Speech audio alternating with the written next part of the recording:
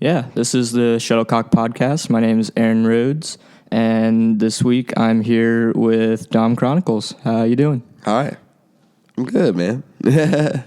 Awesome. So you are a rapper from Kansas City. Yeah. Or Olathe. Olathe, yeah, Kansas. originally. Yeah, originally. Do you still live out in Olathe? No, or? I live in Wyandotte now. Yeah. How's that been treating you? How long have you lived out there? A little bit. A little bit. Yeah, that's where I was I was born there. I went to JFK, and then my parents moved me to Olathe. So, yeah. And that must have been when I met you also, because we didn't go to high school together. No, definitely.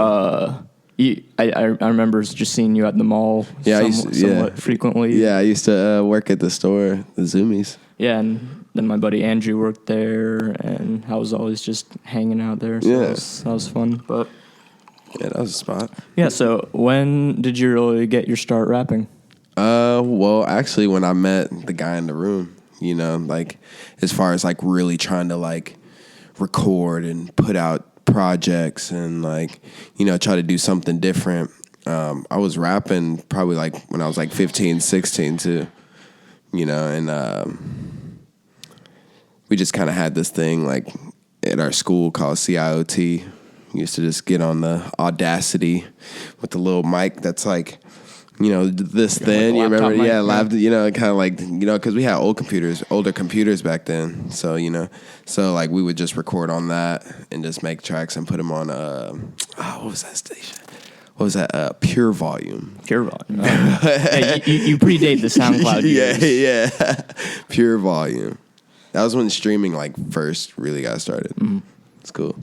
And were you getting any kind of reception back in those days? I mean, yeah, people at the schools bumped the stuff, and when I was rapping with him, that was before a lot of people met me the way I am, and the scene was a lot different then. You had your Greg Enemies, you had Dutch Newman, you had people out here that were totally different, Irv the Phenom, that were totally different, that were when you wanted to get in the scene, that's who you fucked with, you know what I'm saying? So, you would just kind of try to go to shows, and, there was really nothing going on besides us dropping music all the time, and we were lucky to perform somewhere, let alone get paid, Shit was crazy.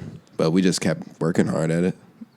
Yeah. And unless there's, a tape that predates this that I couldn't find, I saw your first tape was in 2012 called Afterlife. That was the first my first attempt at an album. Yeah, I actually have 4 projects before that one. The first one is called what was it? Imported Muscle. That was the first project I dropped. That was 2010. So you're rapping about cars and stuff? Or? I love cars. Yeah. My dream car is an Acura NSX. Honda. Is that what you're driving on the Reality Makers? No, I was driving a Legend then, because I used to have a Legend. Was that 5 years ago, 4 years ago? We sold it a few years ago because I don't know, it was just my mom's house and shit, and they'd drive it every now and then, but then, just got in the way for real. It needed a lot of work, but it was fire, though, when we had it. Yeah, shout out to the Acura Legend. Sandra, the Black Panther, that's what I called her. That's fun. Yeah, that's cool. Yeah, so what differentiated, really, the previous mixtapes to your attempt at an album with Afterlife, would you say? What changed? I actually went and got it mixed and mastered, because the first 4 to 5 tapes that I did them all myself. I recorded them, mixed, mastered them to the best of my abilities, and they might not have been the best ever, but it's whatever, Then we put them up on the Lime links and the SoundCloud. I took all that shit down though. But so were you working with anyone new at that point when you were doing Afterlife, or was it all pretty just you and your friends doing stuff? Yeah, me and my friends, and then shout out to Buddha. I don't know if he's still doing the engineering thing. But I went to him to get it mixed and mastered. But for the most part, it was just us and our homies pushing it. Like, we had the Twitter. Twitter had just started around then, for real. So, like, we were on the Twitter, SoundCloud, everything. We'd just be out on the town, going to little house parties. What was that thing called? I'm trying to think of what Hoodstock. Did you ever hear about Hoodstock? The name sounds a little familiar. Hoodstock's like this old yearly house party that used to get thrown off Troost, and that was like the big thing. Like if you performed at Hoodstock, like that's where you'd meet like a lot of people in the city and in the scene. So we had this thing called Black Belt Society. We had like our own little theme, and we just came through and earned our stripes pretty much. I feel like KC is like one of those places that you just gotta like, it's so small here, you still gotta like earn your stripes because like everybody here is like, good, for the most part. Like as like, I'm not gonna say everybody, but a lot of people here are like very, very talented, and they're like, we're very critical about rap, like you had to be like dope. So it's cool.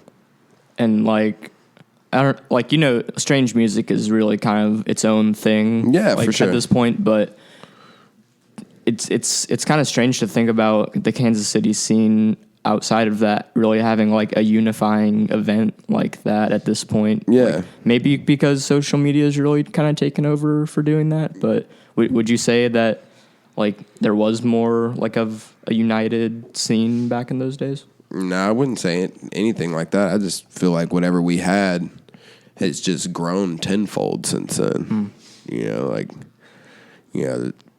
Thankful to like, Indy Ground moving to town, and started putting shit together.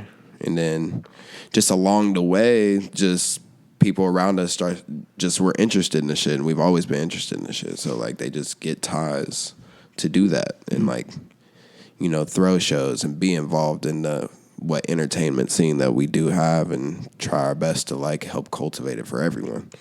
So yeah, you do mention Indy Ground, which is the label that you work with. How long have you known the people involved there? Well, when I was there, I met Steady, and then a couple months in, we did a project together, like that he kind of set up, like as far as like the engineering and stuff like that. And he was my manager, and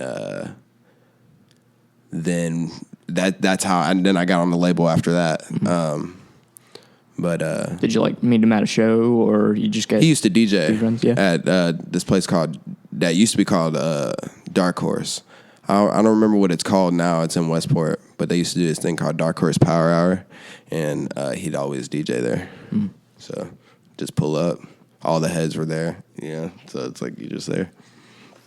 And so since you joined up with Indy Ground, you've put out like a pretty good handful of projects, right? I put out 2 records and a free project. Free Food was the free one. Yeah. And you had Adams and Reality Makers. And then if you count the beat tape that I uploaded and then Moonshine. took down, and then that's it. And that you had the beat tape, and like I really wasn't even aware until that point that you were like actually producing and stuff too. But I'm way better than that shit. I had to take that down. Had you produced any of your own tracks before then? Not before Reality Makers. On Reality Makers, me and Scotty Wu co-produced Love the Way. And then I produced Debt Free. Just getting into it. Made something hype. And I guess kind of backtracking a little bit to like when you were first getting your start and everything, either like, I'm pretty sure you've mentioned or like tweeted about like, You're pretty into the Cool Kids, right? Is that yeah. Cool Kids were like. Would you say that's like one of your main? Like, I wouldn't say main influences or inspirations, but that was definitely part of it. Just like I was there when Black Max dropped on MTV Jams, like when I was like 15, 16 years old. So ever since then, like they were like the different thing, and that's really when I like really started to like dress fresh, like super fresh, and like. learn way more about fashion and stuff like that. So like, cool kids really got me into fashion, and homies around me just kind of got me into it too. So I can say that they influence like how I think about rap as it not being like just this one thing, because back then there was just like Southern rap was killing it. So like everybody looked the same and like everybody was wearing like bigger stuff or whatever. And then they just kind of came through and just like, it's like, oh, this is tight too. And they were from Chicago. So it's like, Chicago seems cooler than Kansas. Anything that seems cooler than Kansas City, that's how people be trying to act, like, or trying to dress. You know what I'm saying? Like, we don't have like, I feel like we don't, like, we have a culture, but it's like a mixture of everything. Yeah. So it's like, back then everybody was just super square and shit. Then cool kids come along and they're like, hey, you can wear skinny jeans. That's cool. And then I was wearing skinny just from skateboarding. I was wearing smaller pants, just like. Even like 7th or 8th grade, I started wearing smaller pants. 8th and 9th grade. Yeah, has like skateboarding culture and hip hop really like have there been like a lot of like combinations and like they go together like hand in hand. Like I really wouldn't know about most of the hip hop I've listened to if it wasn't for skate videos. And like from skate videos, you see the credits at the end, and then you just like kind of figure out how to. It's like, oh, it's that guy. And then you go figure out where that CD is and go buy it. And, Yeah, and that's even like... And then you learn about everybody else connected to that person. Because you really had to research and dig back then. Yeah, and even like, for the punk kids, like pre-internet, like back in the 90s, like I know like skate videos and stuff were like a big thing for finding bands too. So exactly. That's how that kind of worked. Yeah. So... You've also, in addition to like performing your music and just doing shows, you have the Sensei Parties. Mm-hmm. Yeah. Can you tell me about those? Man, they're ratchet. It's like, but it's like good ratchet though. But me and Scotty Wu, we're like a DJ duo. We got the whole ambiance set up. Like we're basically paying homage to like, just kind of. Japanese pop culture in a way, because like anime is big there, video games, all that stuff. And like most of the video games I always took liking to were video games from Japan, like Metal Gear Solid or like Zone of Enders or, just older games like that. And just been into like those cartoons, and that's just what we drew to as kids. So like what we did was we're like, how can we make it to where it's like, stuff that influenced us and a lot of the people around us, to where they feel comfortable coming to like an environment like Riot Room and stuff like that too. Because like a lot of people that are into that stuff, you don't catch them out at the club. You don't catch them out at like the dance parties all the time. So it's like we try to create like a comfortable environment where everybody of all types can like be like, oh man, that's dope. And whether you get it or not, or you watch those shows or not, like the aesthetic is there to where it's like, man, like this is like really cool. And that's all we try to do. Mm-hmm. And we try to like pay homage to like, things that just influence us, and make a party out of it. And how do you really incorporate those elements into the party? We got like the screen, like the projector. So we'll project on the wall at Riot Room. And, I made like a montage of like just videos from 90s hip hop music videos to, Gundam Wing fighting, any kind of animated video game kind of gameplay and stuff like that. And we have lights. We got like a shoji wall. And then the sword. And we got a fan. Or no, not a fan. It was an umbrella. Somebody stole the umbrella at the last party. You know what I'm saying? If you're watching this right now and you have the umbrella, bring it back. Yeah, we need that. Hit me up. Yeah, that's an old umbrella, my nigga. Like, that's like old. It's historic. Yeah, it's historic. Sentimental. And then we have the hats. So we'll take pictures of people with the hats on and stuff and call everybody's a sensei. Like when you're a sensei is like a teacher. You know what I'm saying? Like you're on your way to mastery, and self-mastery, and that's what we're here as humans to do. So, that's what we promote. Have fun, kick it, show people new music, not the same old top 40 bullshit they've been hearing the whole time. Like more underground shit that people can bop to. So you said like self-mastery and that type of thing. Yeah. Are you like would you say you're like a spiritual guy? Or? Yeah, I think so, definitely. Yeah. What kind of like beliefs and like kind of practices would you say that you're interested in? Over like years of my research and, looking at things that I've looked at, I kind of like just developed my own kind of belief. So it's like, I take some theories from Christianity, some theories from Buddhism, some theories from this, and like I, just mesh it to what works best for me. And, I meditate, I talk to whatever's there. I feel like I have guardians, I don't know, I just feel like your higher self is like not physical, so you have to like tend to it, So like it's good to read, it's good to, knowledge, like, always try to gain wisdom, because I feel like that's what we're here to do at the end of the day, because everybody's going to die. You can't take money with you, but what you can take is like your experience as a soul. So, I encourage everybody to like, take risk and stuff and go places, and like have fun. I'm not saying like, if you don't feel comfortable being homeless somewhere and doing shit like that, then do that, but like, just like don't miss out on like opportunities like that come your way and stuff, and like, don't be scared to like, try to like live a fulfilling life. I feel like a lot of people are scared to like indulge in life. Just kind of get stuck in like a 9 to 5. And do all that, which is cool, like if you're into that stuff. But like I've never been. Like nothing can, like, it's hard for things to hold my attention, So like I can't imagine like sitting somewhere all day.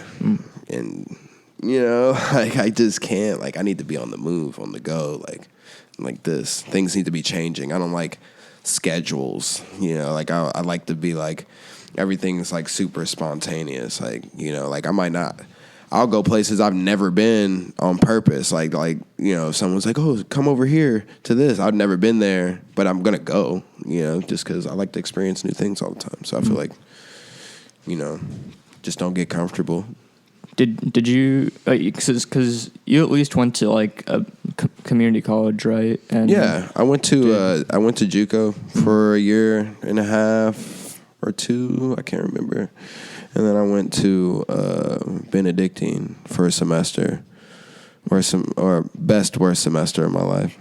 why would you say that? I don't know. That's when first of all, when I got to college, I was like super nervous for some reason, and like I had like real bad allergy problems.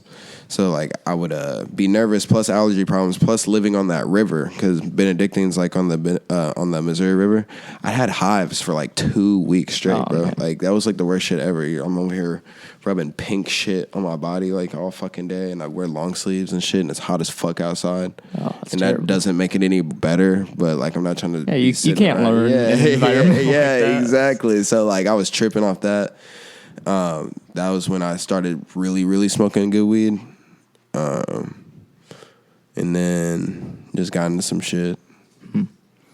But yeah, I can imagine that the kind of free spirited like outlook you have can kind of get in the way of like an academic career or yeah, that's cool. I want to like take classes and stuff. Like I was actually talking to my grandma about that the other day. Like she was like, you should take classes, because I told her when I was real young that I wanted to be like a philosopher. But philosophy, that's basically a teacher, Yeah. So like I would love to like, get enough to where in my older years I can like teach philosophy classes or something. And no, I remember when I had interviewed you for the paper at JCCC that you were kind of just talking a lot about like just wanting to be able to like provide for yourself like as a creative person, and just like whether it be through music or like clothing, and because you have you've made some clothes. Yeah, before, yeah. right? I've done my own merch and stuff. I pretty much design my own merch. Yeah, because you have I know you have like the reality makers. I hat. had the reality makers hat, the Domcon symbol hat, and I've done shirts before that too. I did the Zodiac joint, and then I did, a few shirts before that, and then I had hand in the album and stuff. So like I consider that like partly me too. Like I just like designing things and like helping, or like pairing up with someone to make stuff. Collabing and stuff. But yeah, any kind of outlet of creativity, that's what I'm trying to like live off of. Whether it's, I painted something in the first time in like 7 years the other day, and it actually ended up being pretty dope. And now I want to start painting a little more, or like, I used to draw a lot, or I'm trying to like produce now, produce for people. I don't necessarily have to be on the track rapping, but I can like produce somebody's project. Yeah, I know you've done at least a track or two for Yano. Yeah, 2. Working on a 3rd. Awesome. Yeah. And so you mentioned kind of enjoying the aspect of like collaborating with someone on like a piece of art, and like, so I know Kendu did he's done like video work and like illustration work for you before. Yeah, definitely. Is that something that you really like kind of had your hand in also? It's really both of us, and sometimes I'll let him take the wheel. You know what I'm saying? Like, sometimes I'll find a location for a video, and then we go from there. Like, I'll have the location. Like, for the last joint, it was like I had that whip, and I hit up Storm for a location, and we found one. Like, it's just kind of like it's all like a collective effort. Like it's hard to like, especially like when I have a vision, and he also has whoever you're working with also has a vision too. You got to like just blend it. That's what it's all about. See what comes out. And so yeah, we were talking about the Sensei Parties and your appreciation for Japanese culture. Yeah. But as I come into the room, you have my roommate's Magic cards here that you're checking out. Is that a game that you're? I mean, I used to play. I was looking at them, like literally staring at them, trying to remember how to play. Like I was like, man, how do I play? Because I had like, a couple starter decks and stuff like that, and I played a little bit, but I never like got into it because it was like Magic's like kind of complex, but not. It's not as complex as Pokemon. The Pokemon trading card game it sucks to play. Like honestly, I love Pokemon so much, but I'll never play the trading card game just because it's so much. Yeah, there's a lot of stuff. Yeah. So what other like games or cartoons and stuff have been really influential to you that you've enjoyed a lot? Well, as far as like card games to start, I used to whoop ass at Yu-Gi-Oh! Back in the day. At school. I used to kill it. And then, of course, you got your, like, Dragon Ball Z, and you got your Bleach. You got your... I like Yu Yu Hakusho a lot. It's, like, one of my favorite animes. Because it's, like... Really, a lot of... all of them, like, have one message, And it's really, like, if you really want to think about it, it's, like... It's like you can do whatever you really want to do. Like, if you're trying to beat this person... You can figure out a way to do it. You know what I'm saying? You don't have to, and you don't have to have like superpowers or like a big ass sword or nothing. Like I always thought about that for everyday life. Like like you can do. I feel like everybody can do so much, and like it's just based off like how much time training. They were in the hyperbolic time chamber. They were developing their powers. You know what I'm saying? Yusuke. Had to learn all those things and shit. Like, so it's like it's all practice and stuff. Like, so it's like if you could apply some of the shit that I've seen in like, those cartoons or those animes or whatever, just a normal life, I feel like, you just get shit done. Yeah. Oh, and I don't know if you've ever... I don't know how close you are with Aaron Alexander. I don't know if you've ever even really talked to him. I haven't listened to his project yet, but I'm like really stuck. I want to like sit down and actually listen to it. I'm not like that close with him, but like he's super cool, and like like to hang out with But I them. know like there's a lot of like anime influence in that. Like I think it's named after a Death Parade episode and Memento Mori. So I maybe we can get you two together and we can do like a one-on-one with you guys and yeah, I'm totally with that. I got invited out. to his the listening, but I couldn't make it. Yeah, that was a lot of fun. It was actually like he performed the whole album. It was great. Yeah, like it looked dope. The aesthetic looked dope. That jumpsuit that or whatever he got on is fire. That shit's hard. It was tight. And no, but speaking of Dragon Ball Z though, you did organize the Scream Like Goku event out by the fountain. Yeah, I saw the videos and I was like, man, I'm gonna just do this before somebody else do it. No, and it tied in well with like there was a Sensei party that night. Yeah, so it tied in well. Yeah, exactly. And like, I just thought it'd be cool, and it was really cool like to see like people come out, like no matter how many people were there or whatever. Like, it's really cool to see like people come out and they're like about it. You see the baby. The baby with the Goku hair. Yeah, he had Goku hair as a baby. I posted it in the little thing. And then like people were dressed up. People really screamed. Some Asian dude came out looking like Majin Buu. He had the stuff like drawn on him and everything. He's like, ah, like that shit was fire. I'm like, yes, bro. Like this is what I'm talking about. It's like we can. So are you saying you didn't have like a very enthusiastic scream? No, I did. You did? Yeah. I felt like I did. Did you have the best one there? Or? I don't know about the best one. There were some fire screams there. I definitely didn't have the best one. But I had a very enthusiastic scream. I just want to say, like, maybe low-key, like, maybe the best hip-hop marketing move of 2017 you think so? in Kansas City. Like, that was smart. Thanks. I like to kick it, man. I like to meet people. And I actually met a ton of people that are just cool. We're friends on Facebook now. What's up? Yeah. That's good. Just doing it. But yeah, I think like for as long as I've like been paying attention to like local music in Kansas City, I feel like I've just always been seeing your name. Like you're opening like shows at Riot Room and you're doing like these Indy Ground events and Sensei Parties. So I don't know. I feel like how old are you right now? You want to be technical or you want like, human years? Human years. Human years. My body is 27 years old. What's the other answer? 76 trillion. Yeah. Or Stardust, right? Yeah, exactly. Word to J-Elect. Okay, but yeah, I feel like for someone who's not yet 30, like I feel like you're in a pretty good position of like experience-wise, like as a thank you. hip-hop performer and as an event organizer and everything.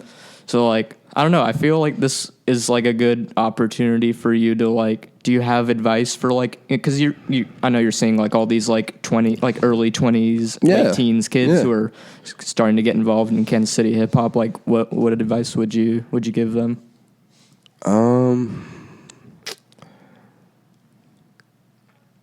Be as original as possible. Don't nobody likes ordinary. So like just be you, you know what I'm saying? And like whatever you come up with, put that shit out, and like and own it. Just own I just feel like that's it. Just own your shit. Don't fuck people over. I think that's pretty sound advice. Yeah, that's all. Stop hitting licks. If that's what niggas be doing. But it's like, I don't know, just like come through, show love.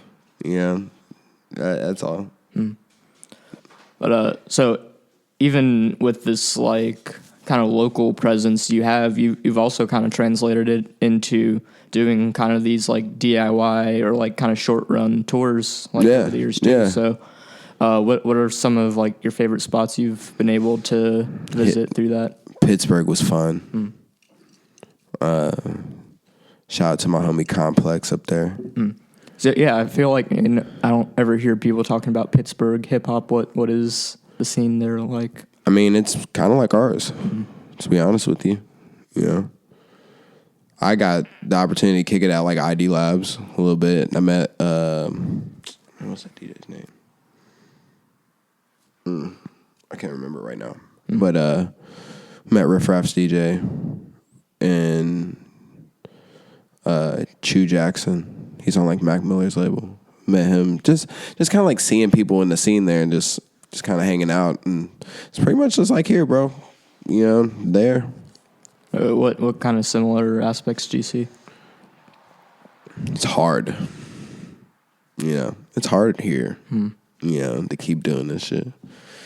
You know, like put a lot of like it's hard. People get sucked in. You know, that's just all it is. You know, we don't live in like an entertainment based city, so it's like for us to really like you got to really love this shit out here. I feel like to really put in the work that you know we all need to put in. But Pittsburgh's kind of like the same way. You know, I Pittsburgh feels like Kansas City to me for some reason. Like when I'm there, like it doesn't look like Kansas City at all. You know, but like there's places that remind me of Westport. You know, for some reason, or like I just get kind of the same energy. Yeah. But what was I gonna say? Having to do with it was other cities. Yeah. Pittsburgh's cool. St. Louis is cool. There's a lot of fam there. Yeah, because is that where Steady is originally? No, he's from here. Oh, yeah. He's from here. But, he was out there's there someone on Indy Ground, though. Yeah, Moff's out there. You know, Moff, Far Out's from there. J-Bomb's from there. And they live in Denver now. But, yeah, it's fire. I had a good... St. Louis is cool. I had a good follow-up. Oh, and Denver. You can't forget Denver. Yeah. Denver and L.A. I feel like Denver's a good stop for any rap tour. Yeah. L.A. I've never toured in or nothing, but I've, like, performed there a few times. Like, it's always cool. Good reception. And then... Where did I perform? Performed in Cincinnati once. It's tight. Yeah, you don't hear about Cincinnati either. What's happening there? I have a homie there that runs this place called the Mock B Theater, and he it's like an underground tunnel looking thing. Like they throw a lot of rave parties and shit in there, but he's been trying to get me to come back. I need to go back out there, but it's like a tunnel. And they have like lights and stuff, and they'll have like 4 computers behind like this screen, but then like it's playing all the stuff that's on the walls. It's weird. But it's really cool. Have DJs and stuff. But yeah, you were talking, this is the question I had, I remembered. You were talking about how difficult it can be to be an entertainer in Kansas City just because the landscape for it isn't just as concrete as other cities. But you've been releasing your own music like pretty consistently over the last like 4 or 5 years. Yeah. But like, have you had moments or where you're kind of like, because you're talking about how you're interested in all these other creative endeavors. Like, have there come moments where you're just considering like, oh, should I put out another album right now? Should I keep like rapping and producing? No, I've never ever felt like I need to stop rapping. I've never felt like I need to stop. I love producing. Producing's fun. And like, making instrumentals and stuff.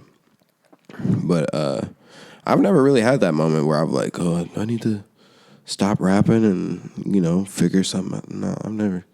I'm pretty confident in my abilities and what I'm trying to do. So, I don't want to slow down. If anything, I just want to expand everything I do. Like I want to keep rapping. But when it comes to music, I don't force music. You can't force music. You can't force, because I feel like when you make music, like that comes from somewhere else, you know what I'm saying? So you can't force those energies, and that's when you make shitty music. That's when you force it. So I just let that process happen. Like I don't like putting a deadline on an album and be like, oh, I need to finish this album by this time. Because that's not how, I don't feel like that's how timeless music gets made. But I just have, it's just a process for me. Everything I release, I want it to mean something. So like, it's hard for me to like, and I'm super like critical of myself, which is like a problem sometimes, but It's just a process. I take my time. So another aspect of like the live show you've had recently is the Spirit Tribe band, Spirit right? Tribe. So that's you performing with Duncan Burnett. Yeah, and David Kelly. It was David Kelly. He's like the keyboardist, pianist. Yeah. So how did that collaboration first come about? Well, I've known Duncan for a real long time. I've known him since we were like kids. Yeah, you're both some Olathe Yeah, we're guys. both from Olathe. He used to rollerblade. I skated. Kind of like that. No, I'm pretty sure I saw like a little like Instagram video of him blading the other day. Yeah, yeah. He used to kill. He still kills it for real. I mean, anything. If you can get on and do shit, you killing it to me. And I know. I mean, maybe like Andrew is like a very like kind of tough skater guy who's like very anti rollerblading, but I guess you haven't really harbored those feelings. Nah, man. Nah, I've never been like that. Because I used to try. That's the first thing I tried to do. I tried rollerblading first, and then I could never like get any like real inline skates. I had actual rollerblades, and I ended up getting a skateboard from my dad randomly. He like got it for me for my birthday and brought it up to my taekwondo class, and I was like stoked. Like it was a Think Pat Duffy Pro model. It had a beer bottle on it or some shit. I'm like 12, 11, 12, 6th grade. And yeah, it started from there. Got the skateboard and shit. Yeah. And I don't want to like talk down on like I'm in like skateboarding is a really cool culture and activity for a lot of people, but like there is that kind of group of people within skateboarding who are like kind of like nihilistic, like they're always like drinking, doing drugs and all that. Yeah, but definitely. like I feel like you've made a more positive thing out of it, which a lot of people I feel do. like every culture has that though. Like everything has that. Like even when you like look at rap, you got positive rappers and you got niggas that rap about doing Xanax and shit all fucking day. Like this, I feel like there's always going to be like a polarity spectrum with everything. What makes you want? What do you think makes you gravitate towards the more like positive aspects of culture? Probably my parents. Just growing up, I never really had like, I don't know, like just shit they were into. I was into, and they were always into this like.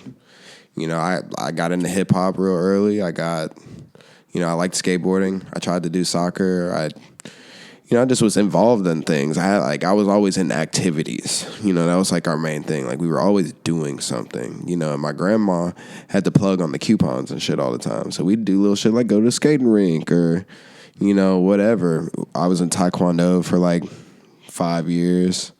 And then, skateboarding. And then music. I started playing violin when I was in 5th grade.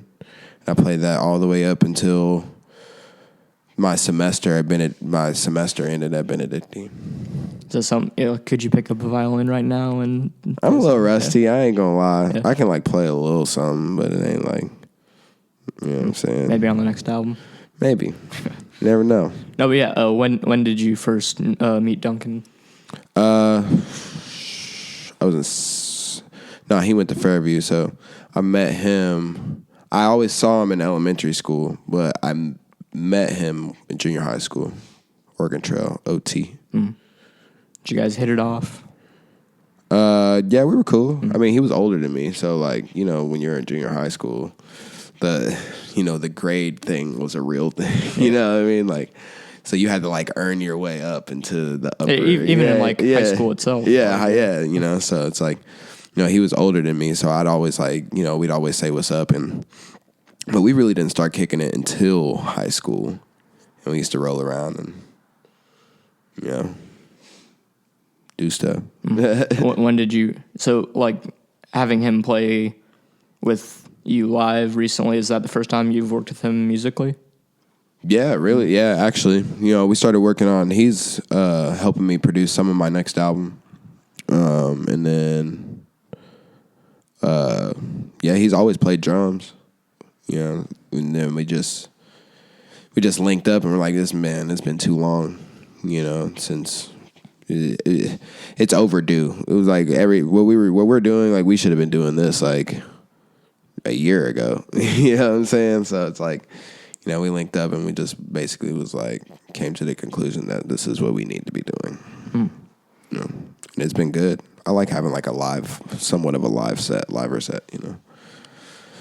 So yeah, Spirit Trap. And you've just been kind of like adapting like your past songs. Yeah. And that's what these have been. So now it's like, I know I can do those now. So like the stuff I'm creating for my next project, I wanted to kind of go around that, you know, just more of a live feel to it, you know, more live instrumentation instead of adding like a fake bass. We'll have a bassist do it, you know, just trying to get into more of like natural sound. I heard this thing once that they say that like now, since the music you listen to is so like, it's not like necessarily real instruments, you know? So when you listen to, you know, more of the music of today, your hearing spectrum is actually smaller than as if you like grew up listening to like Beethoven and, you know, not just, that's just an example, but anything live, like any kind of older bands or like, you know how they used to make older hip hop, like, you know, it wasn't always like MPC and stuff. It was like it started off as like kind of bandy, you know, and it came from like funk and it came from disco. Yeah, disco and stuff. So it's like it was like kind of like real. It was way more real, and like the equipment that they used to make it was way more raw sounding. So like you use more of your ear listening to that type of music than like with the music you listen to now. So like if you grow up listening to nothing but you hear out now, which is like almost all like artificial sounds, they say your hearing spectrum is smaller. What is the hearing spectrum? It's like the range of sounds you can hear. Okay, yeah. You know, like the range of pitches and sounds and noises and stuff that you can hear is a little bit more limited. That's just a theory, though. Yeah. Just something that me and somebody were talking about. No, but like even if that may or may not be a thing, like even just the fact that someone could hear new music and it has live instrumentation, like there's at least the factor of like, oh, this isn't like the normal thing right now. Exactly. So like if we ever get back to a point where everything is live instrumentation, when people start doing like automated sounds again, that'll sound more unique. So it's just kind of and I feel like that stuff's happening now, to be honest, with a lot of artists now, like Steve Lacy. His stuff's super raw. Like, it's raw. But he's recording it on the iPhone, and too, he really does it cool. on the iPhone. It's dope. Yeah, Steve Lacy's awesome. Is there anyone else, like, making music like that right now that you're interested in? Matt Martians is cool. That whole little camp's cool. Yeah, all the internet folks. All the internet folks are cool. And then, of course, Smino's type. You know, I like his... I'm mad I missed his, like, live set for SZA. Yeah, he played with, like, a 5-6 piece band, and they sounded awesome. And then Masego. Yeah, he plays saxophone, right? He opened for Goldlink. Yeah. And then I've always liked Anderson. I've been listening to Anderson .Paak for a little bit, you know. But I feel like they're bringing that type of kind of... I don't know. It's just more live. You know, you think about the show more. It's like you think about being an entertainer. You know, like when I think about shows now, I think about like how can I make it like an experience. You know, so. And I think all those people are part of like a really cool, like recent movement to make like R&B really interesting again too, because like you just. Like, and there's plenty of great music that came out of, like, the late 2000s and the early 2010s, but, like, a lot of it was really, like, kind of, like, radio-centric, like, automated sounds and just kind of artificial to a certain extent. So, like, bringing R&B back to, like, a really natural sound is, like, kind of exciting to hear, I think. Yeah, for sure. I think so, too. So yeah, you're working on a new project right now. Yeah. And you, the single you dropped, Spirit Guide, that's going to be... Yeah, that'll be on there. That'll be on there, yeah. So yeah, tell me about Spirit Guide. Spirit Guide is like, I feel like that's like one of the first serious attempts I made at like putting out a song that I've just produced myself and like, rapped on her. I'm just trying new stuff. New sounds, new voices. Yeah, I feel like you just gotta like whatever. Like I'm somebody who like just does what comes to mind. So like if me singing some weird like high pitched thing or like like for a background like in the second half like I sang like the background vocals and stuff. Just trying to make the music have more depth. But that would be like my first like real attempt at like putting out like a single that I produce. And what is the song really inspired by lyrically, would you say? I would say like, I feel like just being in contact with your higher self is like a really important thing. So like the first verse is like the confidence, I really tried to just make it like as balanced as a song as possible because like you have to have balance in life. So like the first part of the song is the confidence. The second part of the song is the insecurity, and then you bring it right back to the confidence because like having insecurities isn't a bad thing. You know what I'm saying? You just have to know how to like handle that, or like, improve those things that you want to improve on and, go up further than you've been, like you just got to move forward. You got to do what you can to move forward and shit's going to happen, and like me, I get wrapped up in conspiracy theories and shit all the time. Like sometimes I'll catch myself like reading like low key conspiracy theory forums for like 2 hours about anything. Yeah. Like, that's why I said, feeling like the spirits got their eyes on me. Shadow government is trying to take my rights from me. The elite killing all that's beneath the clouds. Strap my sword to my back, fighting evil now. Conspiracies got me thinking crazy. Yeah, but they all sound so true. Yeah. Looking in the mirror lately, and I see a mountain of proof. Hey. I think that's the most rapping anyone's done on one of the episodes so far. Yeah, that's where I be feeling my shit. That's all. But yeah, oh man.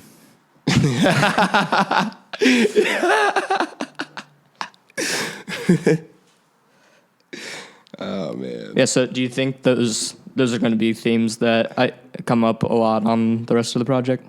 Not really, actually. Yeah, do you have a lot of the other stuff written? Yeah, I got. Yeah, everything's like pretty much done. I got like 2 songs to do. So it's like I don't want to like sit here and give people a date or like anything like that. Like I'm still letting it marinate with me because at the end of the day, it's like the first time I've ever put anything out that's like my own production.